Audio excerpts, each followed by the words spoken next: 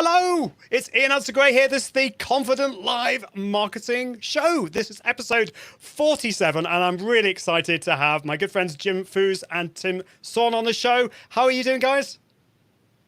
Awesome. We're great. Thank you so much for having us. Awesome. Well, this is really exciting because we've not, as I said to you before I started broadcasting, this is the first time I've actually had two remote guests on the show.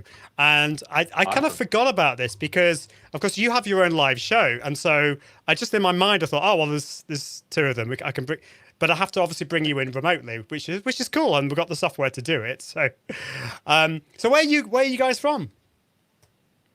Jim, you go first. Yeah, so I'm living in Marietta, Georgia, which is right outside of the main city of Atlanta, Georgia. So it's pretty quiet right now. Everybody seems to be inside for some reason. Yeah, well, let's not talk about the elephant in the room or anything. And Tim, how about you? Yeah, I'm here in the United States in Pennsylvania, about 2 hours from New York City, as I like to say, with the bears and the turkeys. Although the bears haven't seen one in a while. Oh, that's a shame. They keep themselves to themselves, do they? Yes. I know. Maybe the virus is scaring them away. I'm not sure. Oh, you mentioned the word. You mentioned the word. But are they hibernating? Are they hibernating? Maybe they spring is coming up. Maybe they don't wake up till the 20th. Maybe. Well, anyway, I completely forgot to say what the topic of today's show is. So, thank you so much for watching the replay, or if you've joined us live, that's awesome. Or if you've listened to the podcast, if you're listening to the podcast, that is awesome too. We're talking about how to promote your live video shows, and I definitely need some help here because I've basically, everything's gone upside down. We're isolated because of the unmentionable thing for the next 14 days. So I need some help in promoting my live video shows, and I'm really looking forward to hearing from you guys because you've got your own live show, haven't you? How long have you been doing your live show for? We do. It's been over a year and a half now. Awesome. That's cool. And yes, I think it's 77 episodes actually. I think that's one of the things we'll talk about as far as getting yourself ready for promotion. Yeah, well, I think one thing, I don't want to talk too much about it now before we start the podcast, but a lot of people just expect miracles straight away. And obviously, you've been doing this for a while. These things can sometimes take a while. And I've just remembered I need to make sure, because we've got two of you on, I need to not just ask the question and expect one of you to answer. I need to address it to one of you. Otherwise, you're both going to talk at the same time. That's going to be fun and games.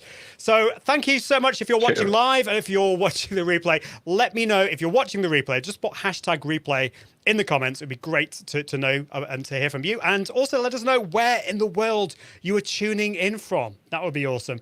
And if you haven't yet subscribed to my podcast, all you need to do is go to iag.me/podcast, and all the details there are there. Or you just go to your favorite podcasting app, and it's the Confident Live Marketing Podcast. But we'll be with you just after this break.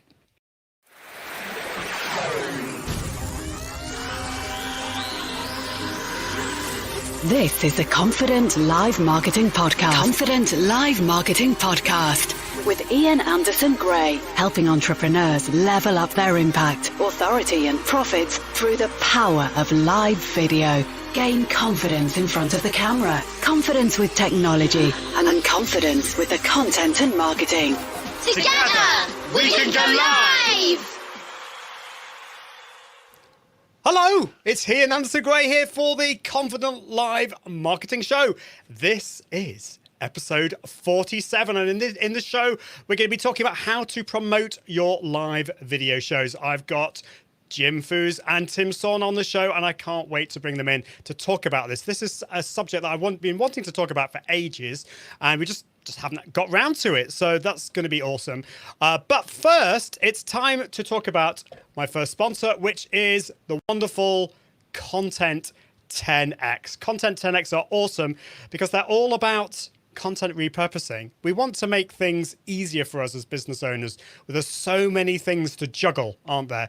And so with Content 10X, they will take your content, whether it's a live show or podcast, but obviously we talk about live shows a lot on this show, and they will take that and repurpose that into a plethora of different content, whether it's podcasts, whether it is social media images, blog posts, to explode across the interwebs. And this helps you reach new audiences and helps you save time so you can focus on building your business. So they can do this for you. They've got the whole service, an end-to-end repurposing service.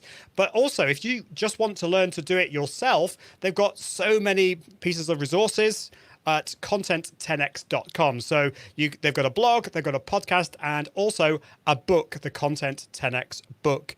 And I'm really, really happy and so thankful to Amy and the team at Content 10x for sponsoring this podcast. Right, well, it's time to bring in my special guests. We've got Jim Fuhs and Tim Sohn on the show. So just a little bit about them.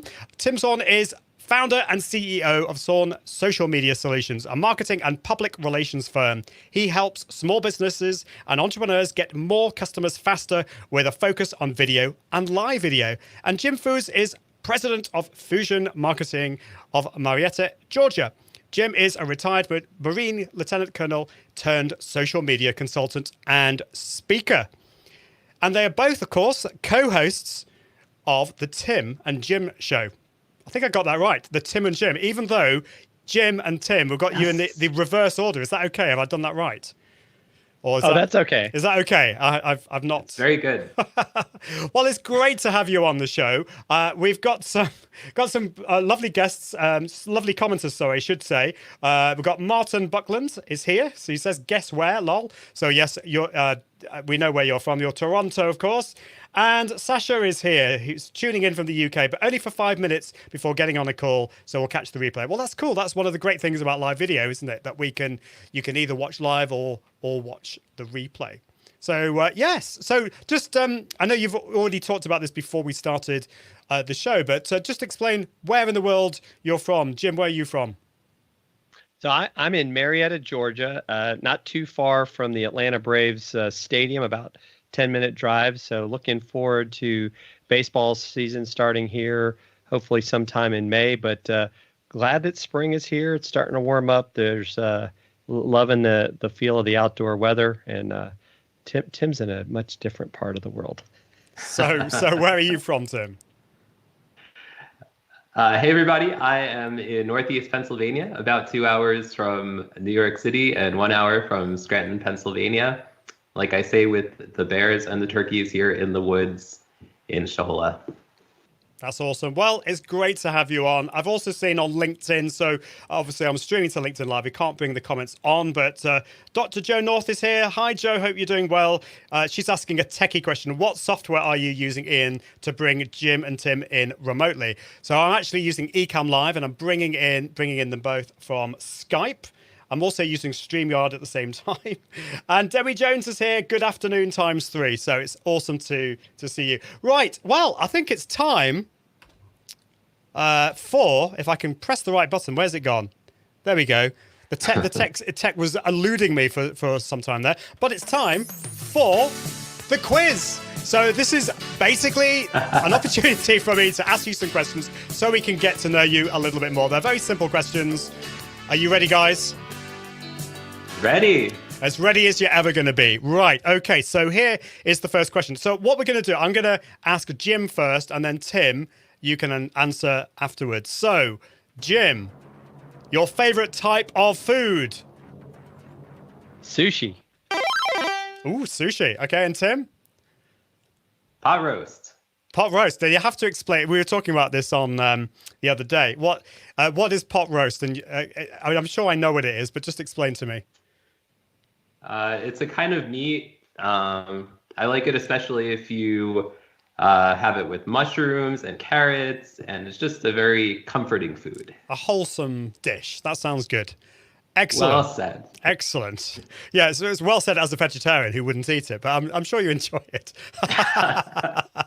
Awesome. Right, the next question. Oh, I think I know the answer to this one.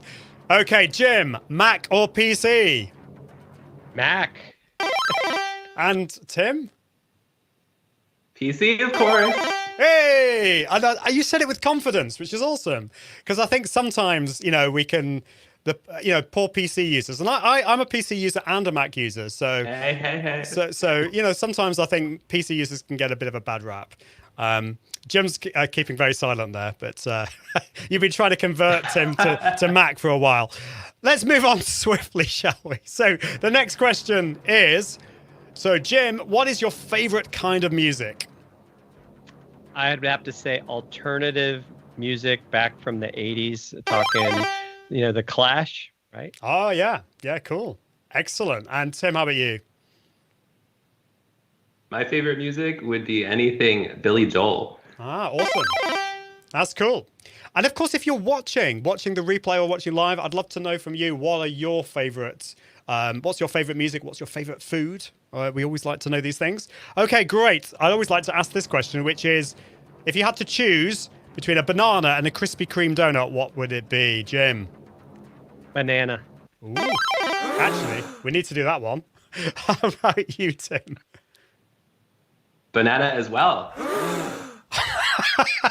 Wow, we've got some hell freaks on this. Well, that's great, because I'm a banana man. I wouldn't go that far. Yeah, Tim, if you had said Dunkin', Tim would have said Dunkin' Donuts. Okay. If you said Dunkin' iced coffee, not a huge fan of their donuts, though. Okay. That's interesting. Excellent. Right. Next question is your favorite kids' TV program.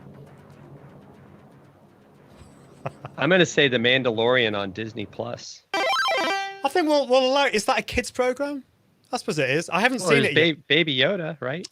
See, I haven't seen. So don't tell me anything about it, because Disney Plus is about to hit the UK, and I haven't seen it yet. So keep quiet. Oh, we have that. Yeah. Yeah. So okay, and Tim. I'm gonna go with Peppa Pig. Actually, that's the wrong button. Awesome. Excellent. Great. I love Peppa Pig as well, especially if you change it to Italian. Right. I love Peppa Pig in Italian. It's like Peppa Pig. It's great. I haven't tried Italian. You can change that in Netflix. It's great. You can change the audio for that. Okay. So, Jim, your favorite classical composer? Beethoven. Ooh. Excellent. And Tim? I'm just going to go with Beethoven as well, because I'm not much of a classical person. That's okay.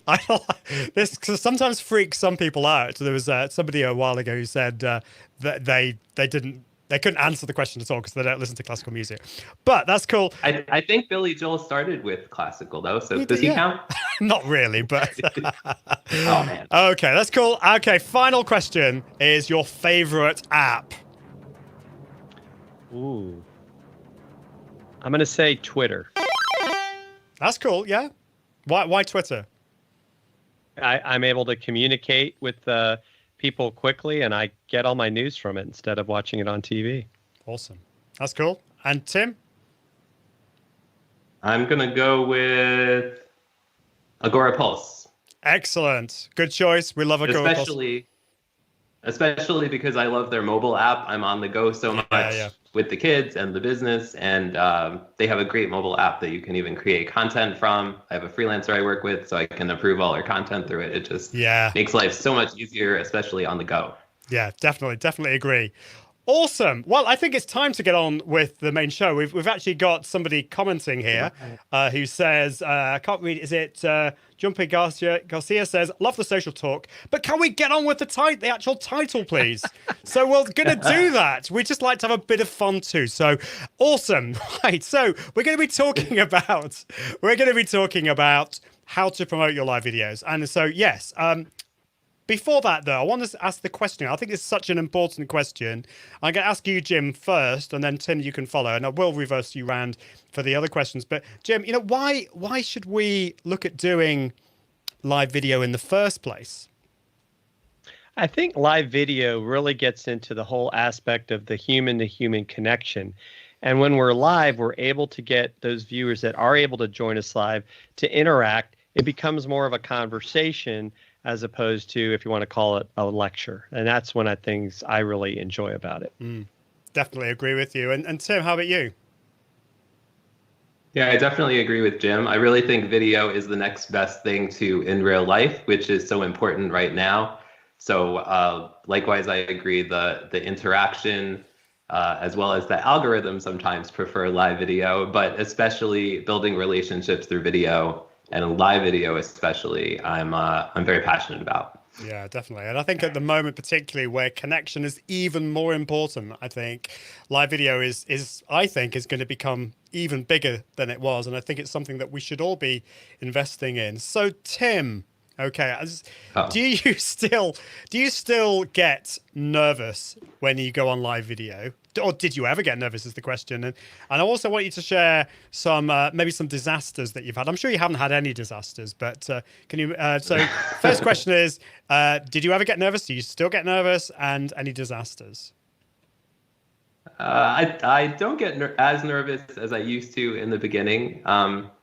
We do the Tim and Jim show every week, and so we have a guest on, and so I suppose I might get more nervous sometimes if we have a guest that's maybe higher profile, they have more followers, that kind of thing. But in general, I'm definitely not as nervous as I used to be.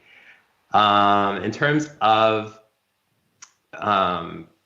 disasters, I would say the biggest disaster was when Facebook went down and we were doing a show as Facebook was going down, and Facebook actually said that we were live for 49 hours, and but you couldn't even watch the video at any point. It wasn't working live or on the replay, so that was a bit of a disaster. But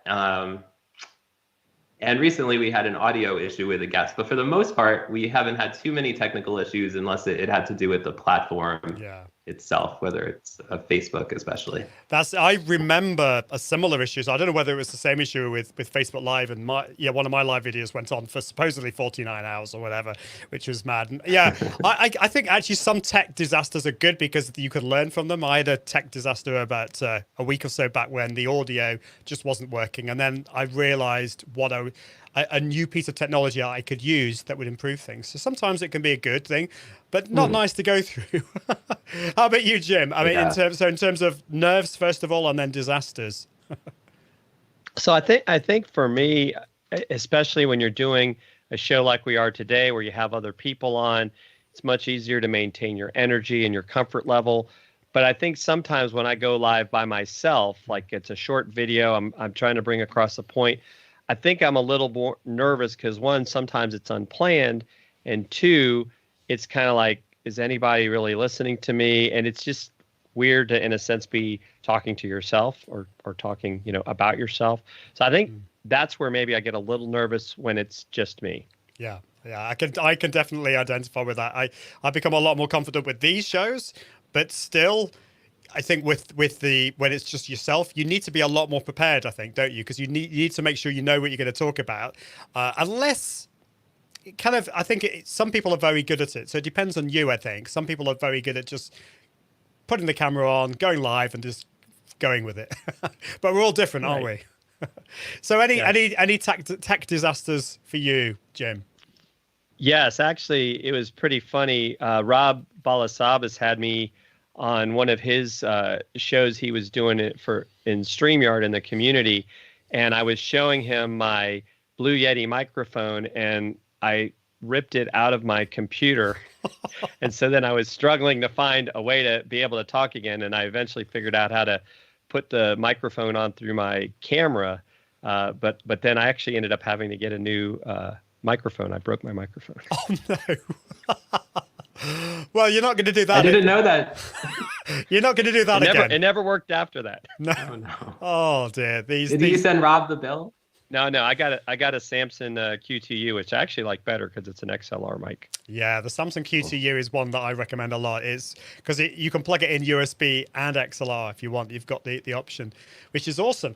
Okay, so it's really difficult, I think, when people start out with live video. I think a lot of people think that live video is going to solve all their marketing problems because everyone keeps on going on about the power. And I talk about the power of confident live video a lot on the show. But I think some people think you go live and the people are all going to come. And then, of course, that doesn't happen, does it? Because the first few lives that you do, you may not get anyone, or you may get very few people coming on. So when we start out, it is hard. We get those low numbers.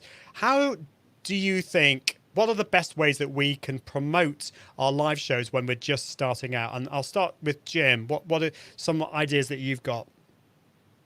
Well, I think as we learned over time, the biggest thing is in the planning process, we actually have a spreadsheet where we start to plug in our guest in advance. So what that has led to is at the beginning of each month, we're actually putting a post out about these are the people we're going to have on and when. And I think that helps at least, maybe people can start to put that on their calendar. But we're actually booked all the way through August, and we can tell you week by week who's going to be on. But that wasn't something that we started right away.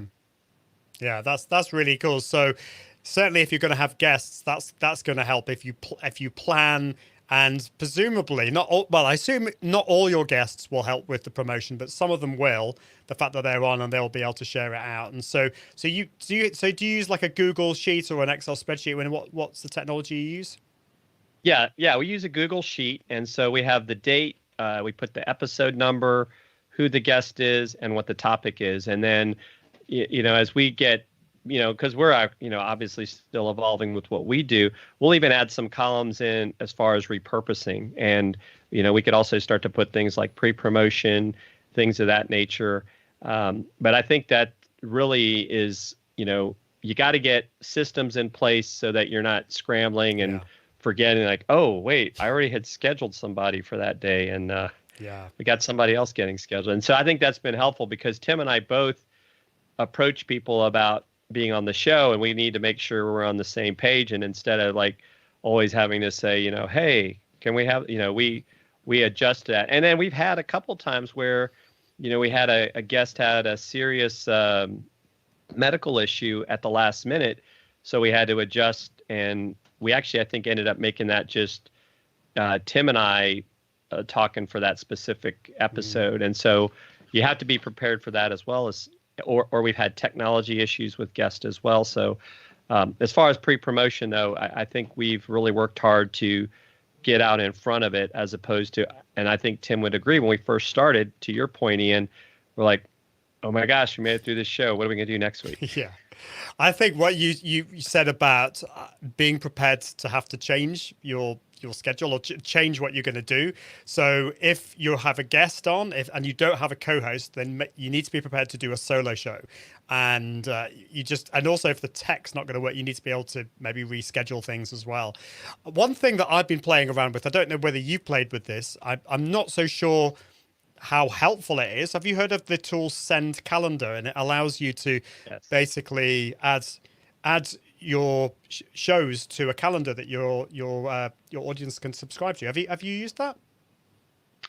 I just found out about it from Christian Karasevich on his show, and I've actually been looking at it, but I need to actually, I guess, implement it or see if it's worth us implementing.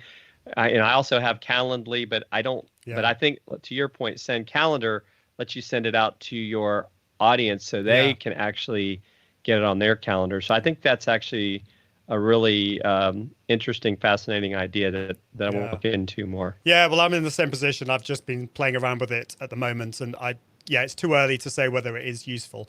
Before I get on with you, ask you the same question, Tim, just a few comments. We've got Debbie Jones on LinkedIn, who's just asking a question here. Should there be a long-awaited replacement to Blab? So, and I think that's an interesting question because particularly at the moment, we do want more connection. And so any kind of tool that allows us to jump on together and have a chat. But I think we've got lots of alternatives to Blab. I don't know what you guys think. I mean, StreamYard is one. It's very, very similar. You can just hop on and create your own show. There's also Crowdcast and a few other tools. What do you think about that, guys, about Blab?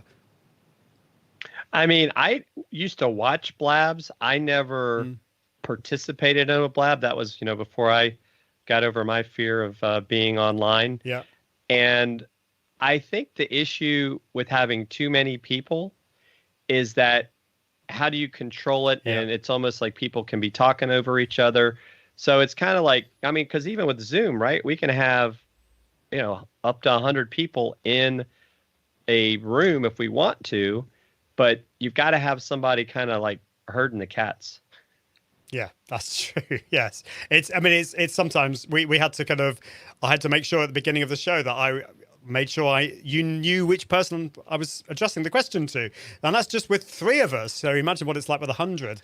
So, and Marcello is here. He says, "Hey, Jim, guys, thanks for the sage advice." So, thank you for your comments. So, Tim, it's over to you. When we're starting out, any advice on how we can promote when we're just starting off our first live show? Yeah, absolutely. I think a great starting point, people who are starting out live streaming is, just direct message some people, whether it's family, friends, peers in the industry, customers, just send them some direct messages and make sure you personalize the message. Don't just hit check mark, check mark, check mark, check mark. You want to make it personable. And then the second tip I would have is, if you have an email list, leverage that email list and send it out there as well. Yeah, that's a really good tip. I've found that whenever I email my list before the show, I always get significantly more people watching live, and also for the replay too. And I've found another tool that I've been playing with recently is one called Sendtrick, SENDTRIC, and it allows you to embed a countdown timer in your emails. So that's quite good for a live show. You can embed it in. So it's all these little things. I mean, there's no one big thing, but I definitely agree with you, Tim. That's awesome. Cool. Right. Well, it's time for my next sponsor, if that's okay, guys. And then I want to get a little bit deeper into all of this about how we promote our live shows. So my next sponsor is StreamYard, which is awesome. So StreamYard is a bit of a whoop there from the guys. It's my top recommended live video streaming tool for the browser, because it works in the browser. It works for both Mac users and PC users, which is awesome. It's properly cross-platform, and it's so easy to use. It's got so many amazing features, like being able to highlight comments on the screen, being able to add your own titles, having up to 5 guests on your show without any extra software, and you can share your own screen. Your guest can also share their screens too. You can add your own brand colors, and you can stream to Facebook, Periscope, LinkedIn Live, and YouTube, and actually far more than that as well. And if you want to get all fancy, you can add your own green screen. And I've just remembered I've not put my green screen up, but that doesn't matter. But you can do that. And all of that, of course, is in the free version, which is awesome. Now, if you do pay, they've got 2 paid plans. That gives you even more stuff. For example, being able to add your own logo. You can add overlays, backgrounds, videos, and you can also multicast to up to 5 destinations, which I think is cool. So StreamYard have got a great deal for Confident Live marketing viewers and listeners. First of all, you get a 30-day free trial. And if you subscribe to one of the annual plans, you'll get a 16% discount, which is awesome. So if you want to find out more, if you want to have a little play with it, all you need to do is go to iag.me/StreamYard. That's iag.me/StreamYard. Awesome. I'm just going to put my green screen up. There we go. And then I need to kind of make sure I've got it on in the system, because not that it really matters. There we go. I feel I've got a proper brick wall now, like you, Jim. So, That's right. I feel left out over here. Oh, I'm sorry. It's all good. It's all good. So, I'd love you to maybe share, if that's okay, a little bit more of your process in terms of promotion now that you've learned all these things. After how many episodes have you done now?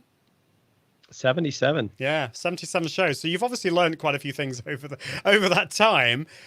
Maybe if you could share some of the process. Maybe Tim, if you could start, and so maybe some of the things that we can think about implementing. Obviously, we don't. All our situations are going to be different, but maybe you've got some ideas of what would work for the majority of people. So, Tim. Yeah, absolutely. So both myself and Jim have been spending a lot of time on LinkedIn this year, especially.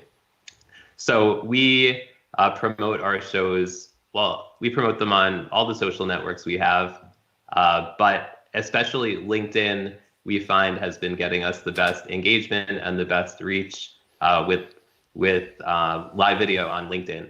So we do, like Jim was saying, we do put out at the beginning of the month who our guests are for the entire month, but then each week, 2 times, I believe it is, we both put out posts on our social networks announcing who the guests are And the other thing that we do is that we actually put the questions that we're going to ask the guests on our show.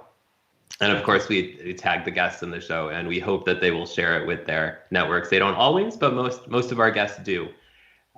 So that's a bit of our process there. That's cool. Yeah. So just making sure that you're planning it all. I mean, the big word of today is plan, isn't it? How about you, Jim? That's it. Anything else you'd like to add to that? Yeah, we've actually one of the things we do, we've been using Canva. So I have a template, and so basically I just switch it out from week to week as each guest comes up, and then we also have like the monthly template. So what that allows us to do, like we'll pin that to our profiles on Twitter, but that visual also helps, I think, get more engagement on all the different platforms. I'm a big believer even on Facebook, pinning that upcoming week's show to the top of my profile. So, because when people come to visit your profile, that's the first thing they see. Can't really do that on LinkedIn, but I know something that Tim does as well that I need to start incorporating on his Facebook cover page. He's been putting that monthly photo as his cover photo. So it's promoting the show, it's promoting the guest. And, because you can't be seen enough, right, in some aspects. That's a good point. I think one of the worries that many people have, and I sometimes grapple with this too, is that I think we're worried that we're going to annoy some of our audience, aren't we? We're worried that people are going to come and say, "Oh, I was okay the first couple of times, or the first 5 times you told me about your live show, but I'm not interested. Stop bombarding me with all of this stuff." And actually, when it comes down to it, most people don't see half the stuff you put out. So you've actually putting more stuff out there is really important, because actually people aren't going to see all of it, are they? Right. Yeah. And I think another big thing we've had to do, because I think like you, we've been building up our YouTube presence, is we're sharing the link to our YouTube channel as really the primary way that we would like people to watch on replay, because we want to get more subscribers. I mean, it's fine that they, connect with us on our other channels, but really we want to build that YouTube presence up. And so I think that's the one channel that we're really pushing when we share, stuff about like, hey, if you want to catch the replay, catch it on our YouTube, because, the problem even with LinkedIn is it's on our profiles, and you got to go searching through their profile to find the actual past episode. Yeah, that's an important point. I mean, I've found on, don't know whether you guys have found this, that with LinkedIn Live, I'm guessing probably out of all the networks, I'm getting the most number of concurrent live viewers, which is great, and actually a lot more engagement than some of the other channels. On Facebook is still great, particularly if you want to do advertising, if you want to promote your post afterwards. YouTube is great in terms of growing your channel, and I'm doing the same thing as you guys. I'm putting my link out to YouTube everywhere. I don't put it on Facebook though, because Facebook doesn't like YouTube posting it on the page. So that's the only other thing. And interestingly, I mean, I use StreamYard for all my multicasting, and I think you guys do too. I wasn't sure about posting to Periscope, because everyone keeps on telling me that Periscope is dead. But I still get a lot of engagement on Periscope. So I suppose it depends on how engaged your Twitter account is. But how have you guys found streaming to Periscope? I mean, do you stream to Periscope? I've only done it a couple times, but we've never done it with the show. I mean, I think it's one of those things that, potentially as an experiment, like especially with Tim has a great show called the Family First Show. That might be a good idea for him, like play part of your show on Periscope, and then kind of like you just stop. It's kind of like a teaser, right? If they want to watch the full show, then they're going to go to one of the other platforms, because, in one aspect, I don't know that you still, like, I think on Periscope, doesn't it still disappear at some point? Like it doesn't keep it out there forever. I know it used to at one point. I think it stays up there forever.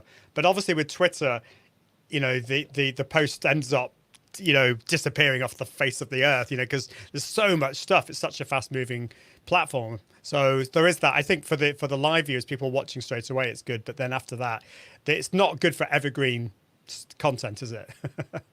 Right. So Tim, you so you were mentioning LinkedIn, and in terms of like where we should stream to, the channels that we should stream to, do you think just streaming to one, or do you think now that multicasting has become a bit easier for people, do you think we should be embracing multicasting? And if so, where should we be promoting to? Should we then be promoting to all those different channels at the same time? So I really think it depends where your audience is and where you're spending the most time. So like I said before, both myself and Jim are spending a lot of time on LinkedIn this year. So we have a lot of engagement going on that channel already. We also stream to YouTube and to Facebook as well. Most of my customers are on Facebook. And so I just think, depending where your audience is, I don't think it can hurt to stream in other places. Maybe you do have an audience there and you don't know it. Maybe try out some other social networks and see what works. But I think especially focusing on the primary one or two social networks that you spend the most time on, because the algorithms are going to show your posts to more people, and you're going to get more engagement on the platforms that you already have engagement going on there. Yeah, and I think, but the important thing is that, so you're saying, Tim, that both you and Jim work really hard on your LinkedIn channel. So it's not like you're just going live and then that's it for the week until next time. You're actually engaging with people. And so this is where I think a lot of people go wrong. A lot of businesses go wrong. They just pump the content out, and then they start to think, well, why is no one engaging with me? And that's because they're not engaging with other people. So obviously every platform has you've got to have different tactics. Anything, Jim, for LinkedIn? Because I know LinkedIn is a thing that you're really thinking about. If you're streaming so the question is, this is a two-part question really, Jim, if that's okay. If you're broadcasting to LinkedIn Live, what other things can we do to promote our LinkedIn Live shows? Obviously, the problem being that you can't schedule it. You can't give people a link to that at the moment. And if we're not, say we're streaming to Facebook or another channel, maybe the LinkedIn gods have not yet granted you the joys of LinkedIn Live, which is basically pretty much, well, not everyone in the world, but almost, it feels like. So if you're going to be broadcasting to another channel, what can you still do on LinkedIn? I'm just interested in your view on that.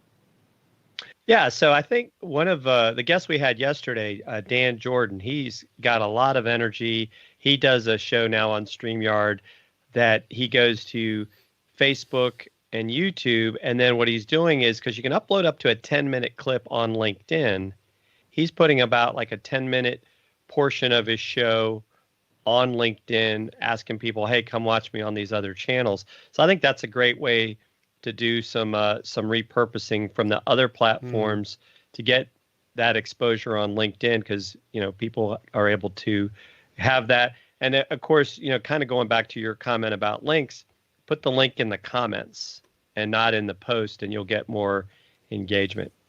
And why is that? A lot of people will be asking, why should that work?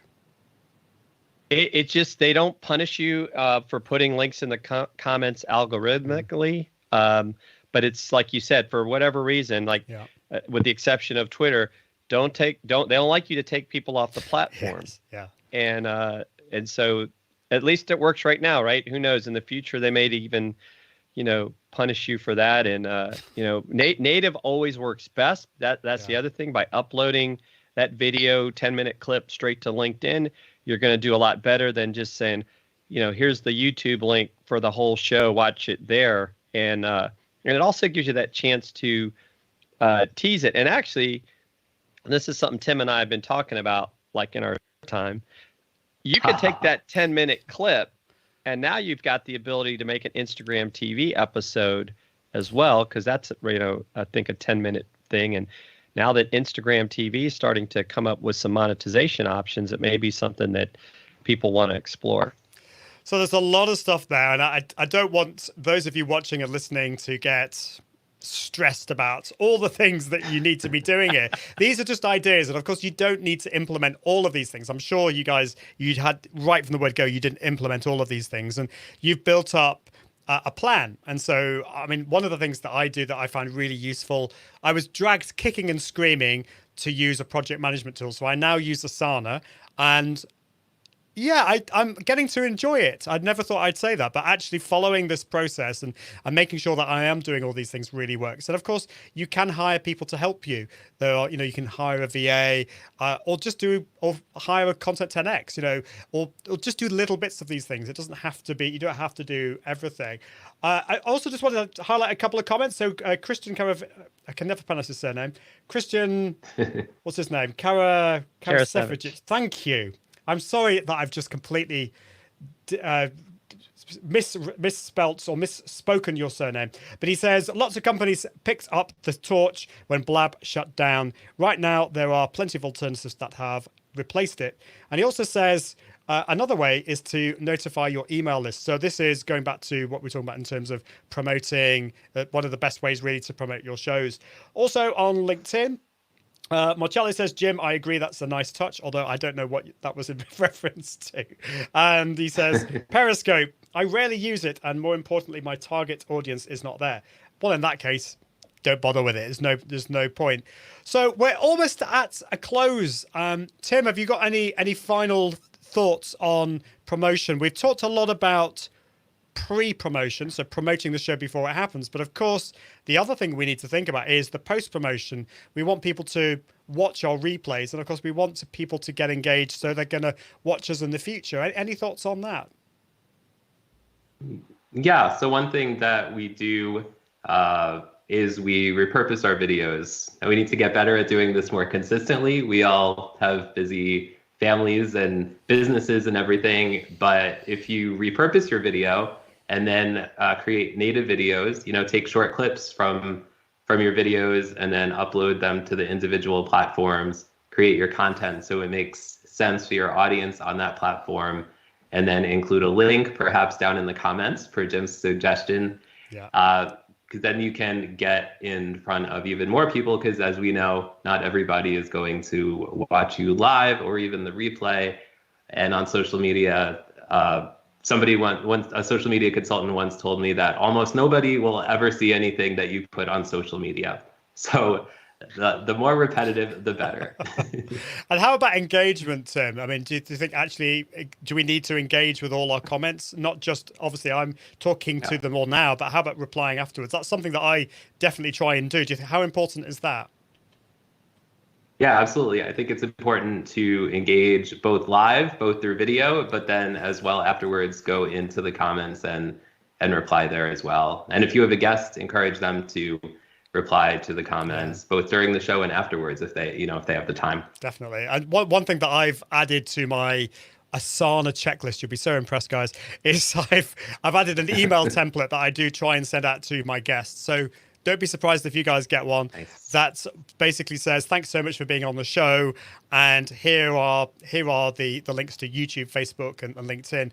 Do feel free to get involved in the comments. And obviously, not all my guests are going to do that, but it's just, it's certainly helpful. Jim, any final thoughts on that, and whether pre-promotion or post-promotion that would be useful for us to talk about or think about? Well, especially because Tim and I use StreamYard, and one of the features of StreamYard, and I believe you have to go to the basic plan to do this, is it records your show and allows you to actually download the file as soon as it's over. So I will download the video and the audio file, and I will Dropbox it to our guest so that they can use it for their own purposes as well. And I think that's, just a nice little thing to do. The other thing we've done post-promotion wise is we created a Twitter list of all our guests. And after they've been on our show, and that included you, we've added you to that Twitter list. And that allows us to continue to promote them by tweeting out their content, because now I have a place where it's readily available. So I think, we have that Tim and Jim Show guest list on Twitter. And every once in a while, I could put that post on LinkedIn or somewhere else and say, hey, if you want to see all the great people we've had on our show and keep up with them, here you go. I love that idea. That's a really good tip. So yeah, don't forget those good old Twitter lists, because of course the other thing is that people get notified when you're added to a public list, which is cool. Awesome. Right. Well, I think we're at the end of the show. I'm just looking at a few extra comments. So S. Gale Alexander says, always engage unless the numbers of comments get beyond too many. We love it. And of course, if you use a tool like Agora Pulse or another social media management tool that helps you engage with your comments, then you're going to be great. And actually, Agora Pulse don't sponsor the show, but I just love them. They also work with LinkedIn Live comments, and that is an important thing, because LinkedIn Live comments they tend to disappear somewhere into the ether, and so actually using a tool like that really, really helps. Guys, thanks so much for coming on the show. I think there's probably so much more that we could talk about. I mean, I feel like we've gone into it fairly deeply, but maybe you can come onto the show in the future and we can talk more about this, because we've talked a little bit about pre-promotion and post-promotion. We've talked about streaming to different platforms and how you can promote it to all those different platforms. But there's loads more. If you are watching the replay or watching live, or indeed listening to the podcast, if you've got any questions, just pop them in the comments. The show notes for this episode are going to be at iag.me/47. But before we go, how can people find out a little bit more about you, and how can they tune into the Tim and Jim show? So, Jim, how about you start? Yeah, so I would say that number one place for people to go now is to the Tim and Jim show YouTube channel. You can just go out there and do that. And then if you want to connect with me, LinkedIn, Jim Fuhs, just like my name is spelled there, or my Facebook business page, Fusion Marketing. And I'm also on Instagram and Twitter, but best way to connect with me is on LinkedIn, and to follow our show, get on our YouTube channel. We'd love to have you guys out there. That's awesome. Well, we'll definitely put the links in the comments, and they'll also be in the show notes at iag.me/47. Tim, how can people follow you?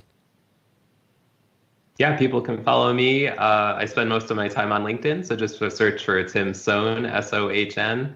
And I also do the Family First show, and I have a show coming up on March 26th with David McBee, who wrote a book called Everyday Lessons from Grumpy to Grateful. So looking forward to that conversation. It's 9 p.m. Eastern time on my LinkedIn channel, among other places. Awesome. I think I need that, especially at the moment with the kids being at home.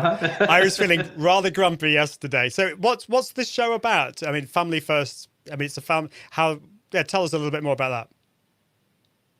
Yeah, so I bring on authors or other parents who are also entrepreneurs, and we talk about how they go about juggling work and life. Sounds like a show I need to tune into. I might not be awake at 9 p.m. Eastern, but I will definitely catch the replay. Well, thanks, guys, for coming on the show. It's been awesome to have you. But we have to end it there. We have to end it there, I'm afraid. But until next time, I encourage you to level up your impact, authority, and profits using the power of Confident Live Video. See you soon. Bye. Thanks for listening to the Confident Live Marketing Podcast with Ian Anderson Gray. Be sure to join the community at iag.me, where you can continue to level up your impact, authority, and profits through the power of live video. And until next time, toodaloo.